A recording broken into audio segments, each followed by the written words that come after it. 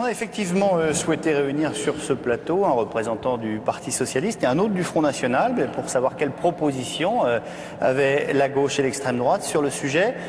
Laurent Ozon, vous êtes à ma droite membre du bureau politique du Front national, vous êtes également conseiller politique de Marine Le Pen.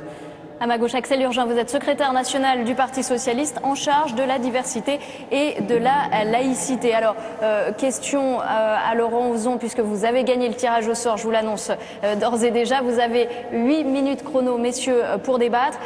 C'est quoi le vivre ensemble pour vous, Laurent Ozon ?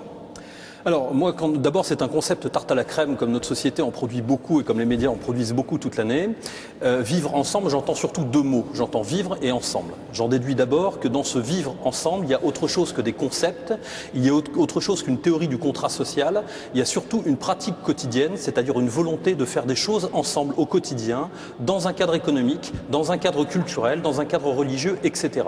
Et derrière le ensemble, j'entends un ensemble, c'est-à-dire une forme, une communauté, un groupe, une communauté nationale plus précisément, et j'oppose en quelque sorte, nous opposons au Front National, nous distinguons clairement le vivre ensemble du vivre tous ensemble, qui semble être la doctrine commune de l'UMPS dans le champ politique aujourd'hui. Alors on va laisser répondre le PS. Axel Urgen. Moi, je vais vous dire une chose, le vivre ensemble, à mon sens, c'est trois choses. D'abord, c'est l'attention et l'ouverture aux autres, avec une forme de tolérance. Ensuite, par définition, c'est du lien social entre les citoyens, entre les habitants, entre les voisins.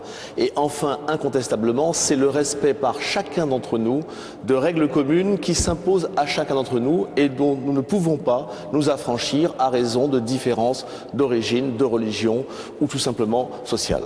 C'est ça le vivre ensemble. Très concrètement, messieurs, qu'est-ce que vous faites en matière d'intégration si vous arrivez au pouvoir demain ou dans un an ? Très simplement, d'abord, quand j'entends parler du mot intégration, je me dis qu'on est encore en train de poser la question de savoir quelles sommes vont être dépensées pour financer en quelque sorte ce fameux vivre ensemble dont vous parlez, c'est-à-dire finalement la coexistence entre des populations qui ne se sont pas choisies.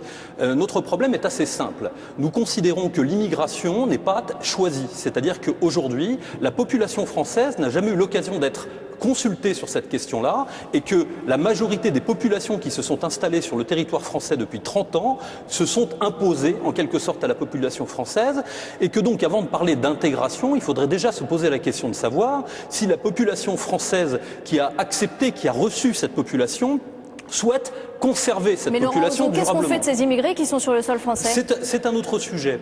Répondez. Sujet, quoi. Eh bien non, mais tout à fait. Mais je vais d'abord répondre à votre première question.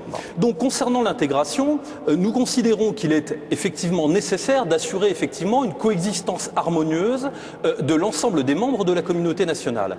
Ceci implique précisément un ensemble, comme vous l'avez dit tout à l'heure et comme on l'a dit tout à l'heure, c'est-à-dire une limite.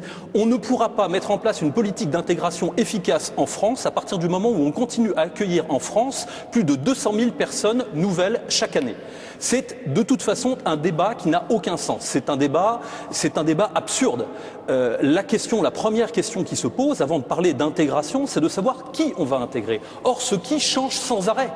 Au moment où nous parlons, l'année dernière, les statistiques dont nous disposons tous, qui sont les statistiques officielles, c'est 200 000 personnes officiellement arrivées en France en plus l'année dernière. Et Marine Le Pen a annoncé la volonté qu'il y ait 10 000 cartes de séjour par an si jamais elle arrivait au pouvoir. Il est absolument nécessaire, à partir du moment où on veut mettre en place une politique d'intégration, de définir vers qui elle est tournée. Si cette politique d'intégration est tournée vers le monde entier, alors nous avons vocation à intégrer le monde entier en France. Ce qui est évidemment absurde.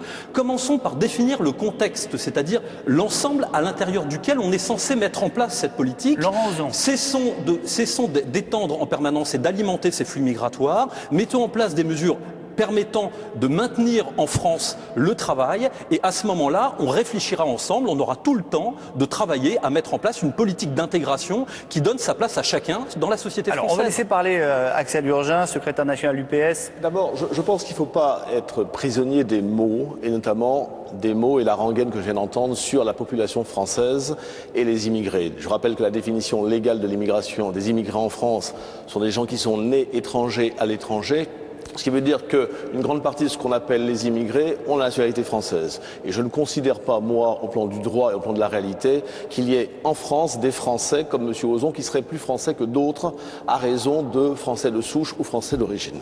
Ça, c'est la première chose. La deuxième chose, lorsqu'on regarde, quand on parle d'intégration, moi, je pense que ce mot-là aussi est un mot piège, comme le mot assimilation. Entre l'intégration et l'assimilation, nous avons en France, dans ce pays, quelque chose qui nous est cher, c'est la citoyenneté.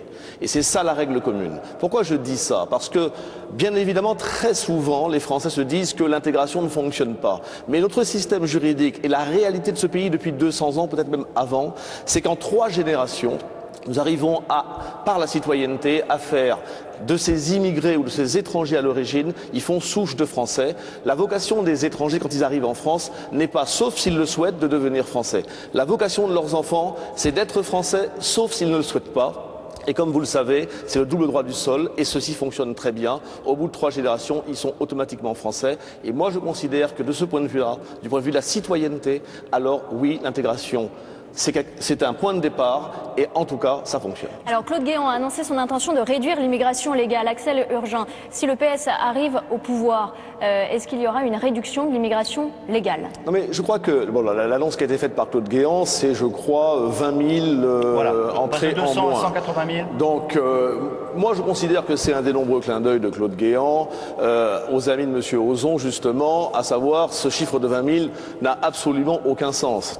Puisque vous avez vu que M. Ozon, justement, a fait un lien qui est le lien classique du Front National entre la situation économique et le chômage et l'immigration. Il y a 4-5 millions de chômeurs dans ce pays, il y a 20 000, il y aurait donc 20 000 diminutions, vous voyez qu'on n'est pas du tout dans la même épure. Nous considérons qu'il faut effectivement, parce que c'est au moins le sujet, parce que c'est pas le sujet le plus important, mais vous l'avez tous introduit, nous voulons ouvrir au Parlement de la République un débat sur l'immigration, qui devra aboutir à une loi de programmation qui fera clairement apparaître quel type d'immigration nous voulons, quel type de flux, quel type de mesures, quel type d'intégration.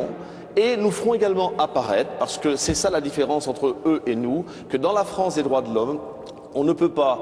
L'immigration illégale, c'est inévitable malheureusement. Ça veut dire que pour le PS, l'immigration légale continuera au même rythme? L'immigration légale? Non, mais ce débat-là, il sera. On ouvrira ce débat au Parlement. Vous n'avez pas de proposition au PS là-dessus? Mais proposition quantitative, moi je refuse de rentrer dans le piège des chiffres. La question c'est aujourd'hui de créer un consensus républicain sur la question migratoire. Et ce consensus, on le créera, et on verra les chiffres ensuite, au Parlement. Laurent Ozon, très vite.